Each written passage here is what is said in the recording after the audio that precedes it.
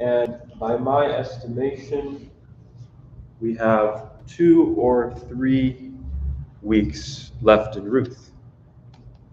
So last week, very quickly, we looked at Ruth, the middle of chapter the middle of chapter 3 of Ruth.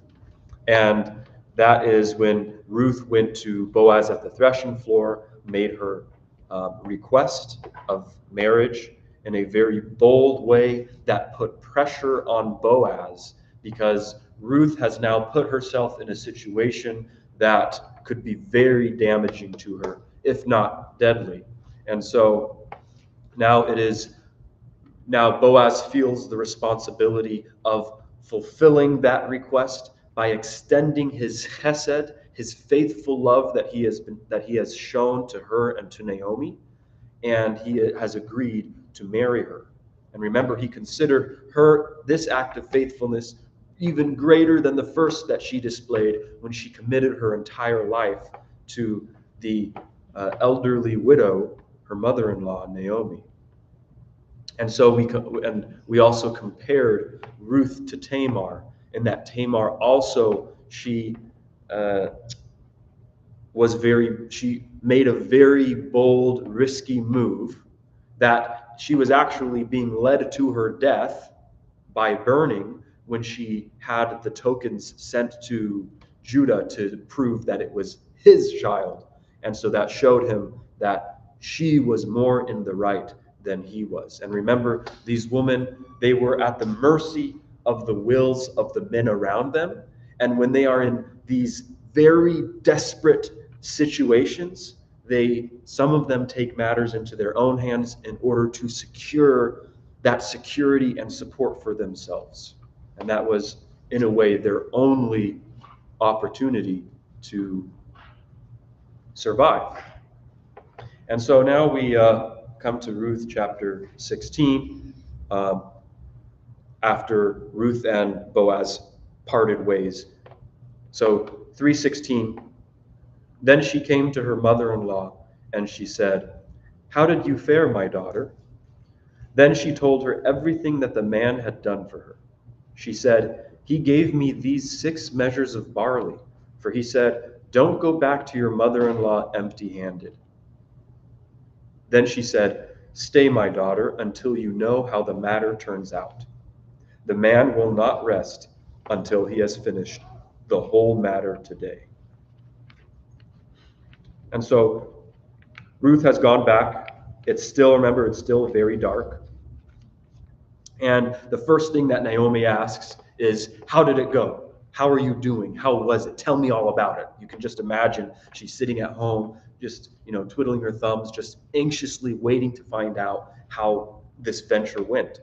And the literal question that Naomi asked her, if you take it literally from the Hebrew, it means, "Who are you, my daughter?" And I don't think any translation has that. Any of you have "Who are you"? Because it's presumed that she knows exactly who it is for 2 reasons. One, she's awake and waiting for Ruth to return, so who else would it be? And secondly, she addresses her as "my daughter." So presumably then she clearly knows who it is that has come to her house. And so the question, "Who are you?" it takes on this more general sense of, "Tell me what your status is," sort of thing. She wants to know how things are. And so, just like last time, Ruth reports to Naomi everything that happened. Remember, after she had gone gleaning in the fields, she came back and she reported everything to Naomi. Now, after Naomi's direction, she comes back from the threshing floor and she tells her everything that happened. And now remember, in Old Testament narrative, whatever is said in quotations, whatever is said explicitly by the characters, often has more weight than what's said in the narrative itself. And so, what is the one thing that Ruth decided to explicitly tell her about out of all the things that happened? It was that she talked about the grain that he gave to her.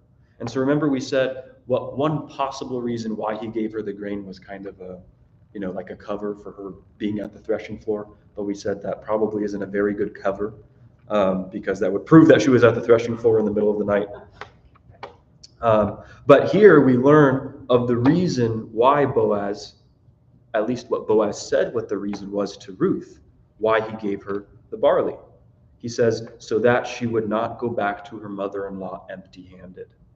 And so Boaz is, one, he is still considering how Naomi is doing, despite, everything that's going on. He's still thinking of Naomi.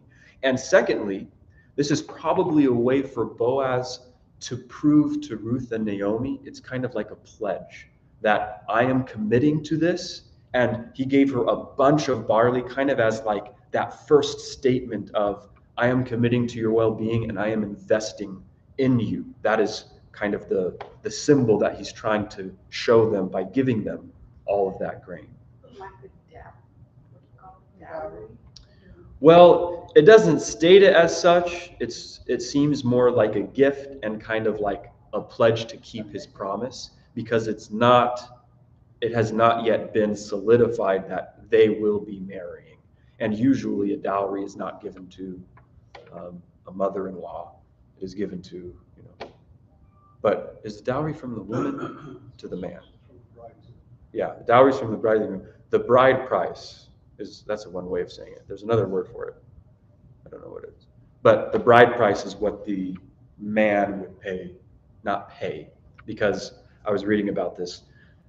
When there's a bride price involved in ancient Israel and the ancient Near East, the idea was not that the man is paying for the woman. He's not paying for her like a piece of property.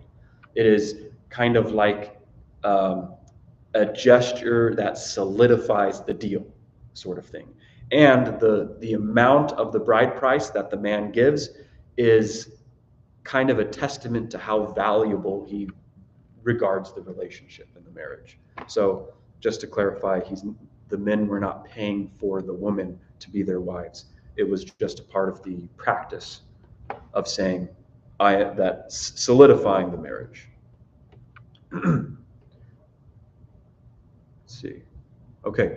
And so then afterwards, then Naomi instructs Ruth to stay and wait, which is a very hard thing for people to do. Like, they've done everything that they could, and all they can do now is just sit at home. They have invested heavily.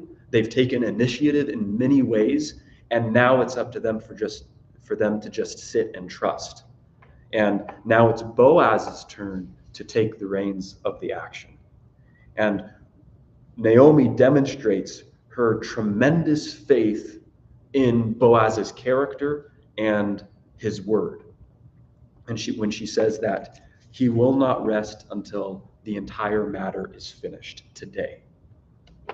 And so in the same way that Ruth and Naomi must now wait for Boaz to fulfill his end of what's going on, so we, the audience, also have to wait and find out what is Boaz going to do and how is it going to turn out. Is this when he goes to that other relative? Yes, and that brings us to the beginning of chapter 4. I guess it was settled. Yeah. He guaranteed that she would marry someone, a relative. She would marry either the closer relative or him. Either way, he would make sure it happened. So chapter 4, starting in verse 1. The first section of chapter 4 is 12 verses long. So 1 through 12 is one long scene. We won't get through all of it tonight, probably. But starting in verse 1.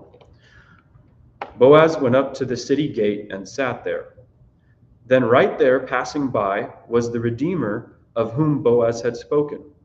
He said, "Turn aside and sit here, so-and-so." So he turned and sat down. Then he got 10 of the town elders and said, "Sit here," and they sat down.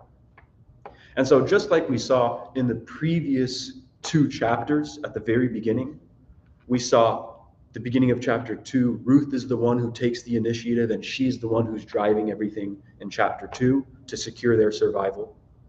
Then in chapter 3, all of a sudden at the beginning, Naomi gets this burst of life, and she's orchestrating everything to ensure their survival. And so now at the beginning of chapter 4, now it's Boaz's turn to take the initiative, and he is going to orchestrate everything to ensure the survival of these two women. And to demonstrate that in the Hebrew, Boaz's name is first, which I guess that doesn't have much meaning beyond to. Anyway, in the Hebrew, it's significant. Like when the name goes first, it kind of initiates a new scene. And it probably doesn't indicate this, but it could indicate that it's happened. What Boaz is doing is happening simultaneously as what we just read in the previous verse. What that would convey to us is that while Naomi is assuring Ruth, saying just sit and wait, while that's happening, it's as if Boaz has already gone up to the gate, and he's sitting and he's putting things in motion at the same time. And so that's kind of a powerful image. Even though that's not necessarily the case, it does prove to be powerful. So he is fulfilling what Naomi is saying as she speaks. Let's see. Okay, and so now these first two verses are just Boaz setting everything up so that the redemption can take place officially and legally. So first he goes to the city gate. And remember, the city gate is the place where all legal and official transactions would take place. And so we can think of it kind of like as our court of law and our county office, like combined into one. It's where, is it called the county office, right? Where you go to have records, Civic Center. Or, yeah. And so it's like the core, kind of all of that takes place where all of these legal matters are ratified and occur at the city gate. And so he's there to formally make a redemption. He's going to make it official, basically put it in writing with signatures and witnesses, etc., so that everything is proper.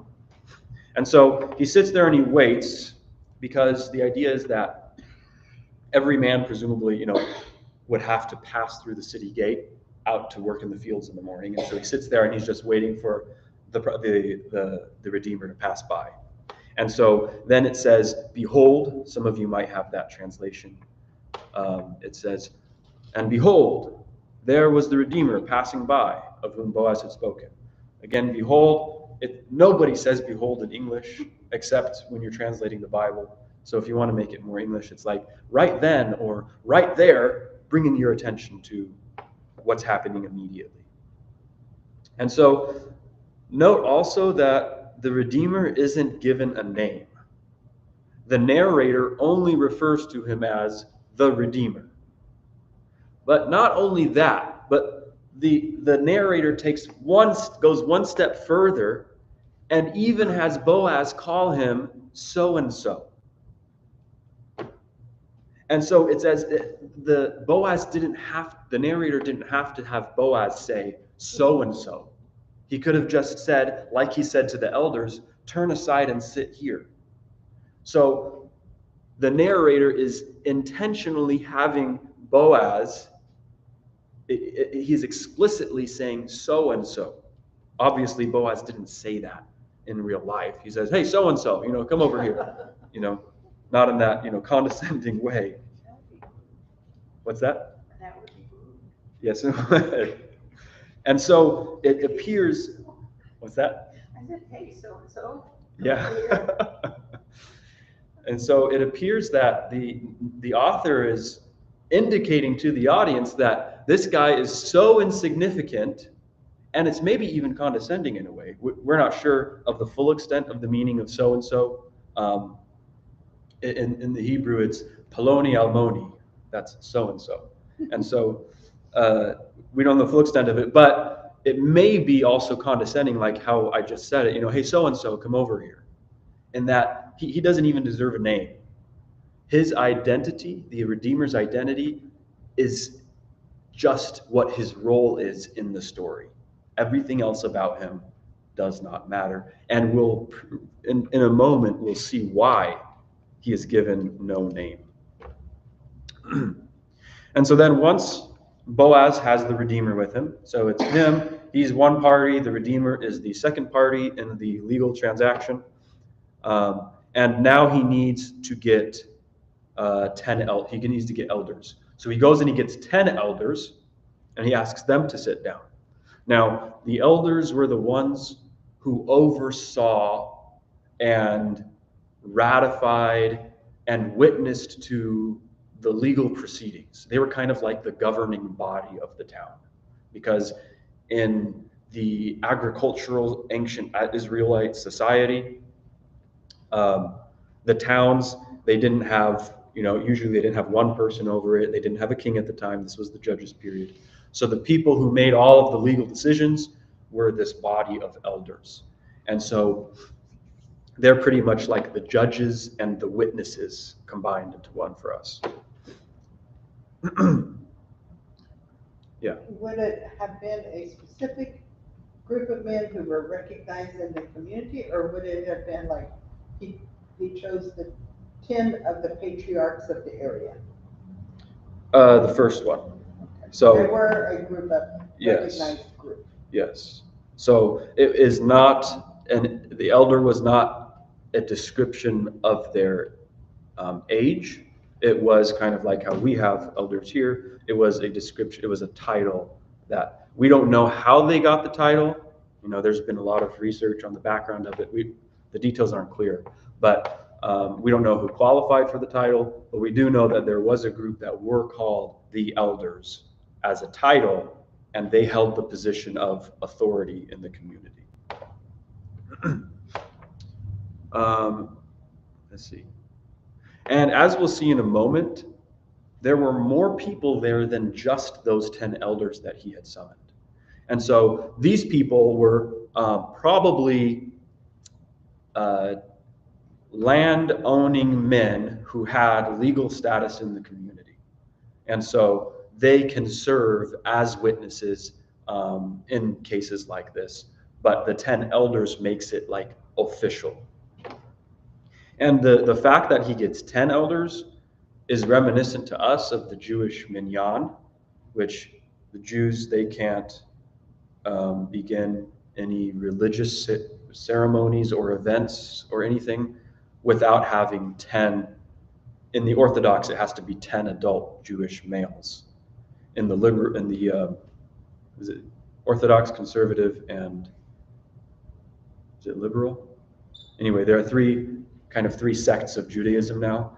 I think in the conservative and liberal ones, it can be women as well. They don't have to be 10 adult males. But anyway, the number is 10. And so even though the minyan, as we know it, as Jews practice it today, that didn't exist way back then, it reminds us of that, and it kind of gives it this official feeling. So Boaz is dotting every I and crossing every T to make sure that this is done right. And so now everything is set up to get down to business. And I think we'll stop there because we have 4 minutes left. So next week, we will get into the actual legal proceedings that took place between Boaz and Mr. So-and-so.